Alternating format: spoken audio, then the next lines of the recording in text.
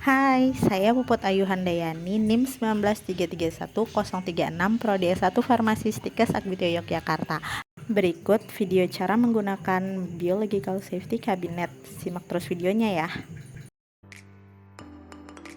Pertama-tama, matikan lampu UV apabila tidak digunakan, lalu nyalakan alat BSC dengan menekan tombol on, lalu hidupkan lampu fluorescence dan blower.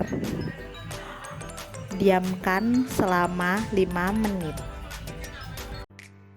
Setelah 5 menit, buka lemari kaca hingga tanda batas. Selanjutnya, bersihkan permukaan tempat kerja dengan cairan disinfektan yang sesuai, seperti alkohol 70%. Usahakan saat membersihkan tempat kerja menggunakan metode zigzag yang searah. Lanjut, bersihkan semua alat dan bahan dengan cairan disinfektan sebelum memasukkannya ke dalam kabinet. Letakkan semua alat dan bahan dalam kabinet. Setelah alat dan bahan tersusun rapi pada kabinet, selanjutnya adalah tahap proses kerja pada BSC. Tidak lupa untuk selalu membersihkan tangan dengan cairan disinfektan yang sesuai, seperti alkohol 70%.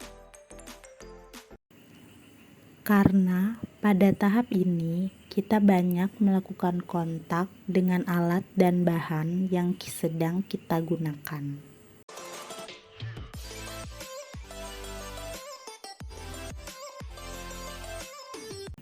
Diusahakan pergerakan tangan dan lengan dalam kabinet secara perlahan, lalu dengan meminimalisir gerakan tangan untuk keluar masuk dalam kabinet. Adapun pergerakan lengan dan tangan harus dengan arah yang lurus, jangan ke samping kanan atau kiri saat keluar maupun masuk kabinet. Karena hal itu sangat berpengaruh terhadap kesterilan alat dan bahan dalam BSC.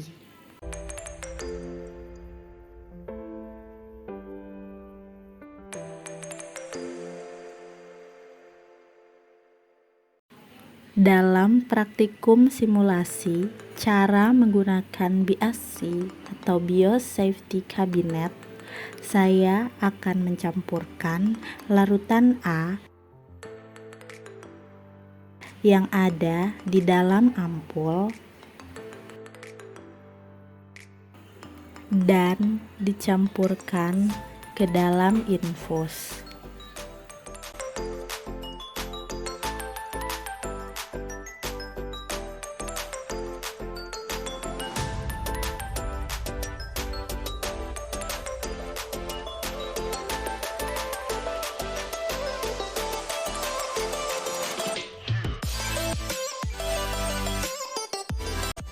Setelah larutan A sudah disuntikkan ke dalam infus,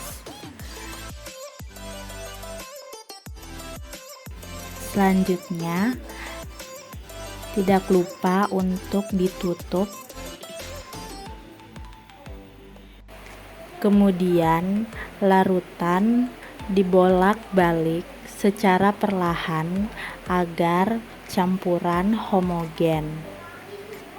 Larutan pun siap digunakan.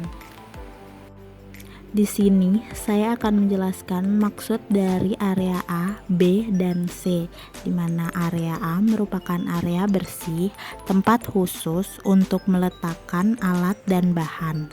Area B adalah area kerja, yaitu tempat khusus untuk melakukan perlakuan dan meletakkan disinfektan. Dan area C atau area kotor merupakan tempat khusus untuk pembuangan atau sampah. Tahap terakhir setelah proses kerja yaitu proses pembersihan. Pertama, dilakukan pembersihan pada bagian atas BSC.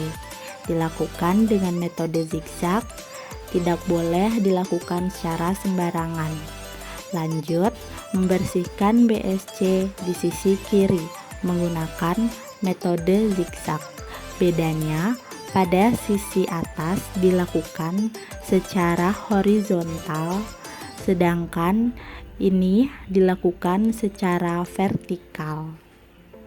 Selanjutnya, dilakukan pembersihan pada sisi kanan dengan metode yang sama, yaitu dibersihkan dengan metode zigzag secara vertikal. Yang terakhir, dilakukan pembersihan area kerja dengan metode zigzag secara horizontal sampai dirasa telah bersih.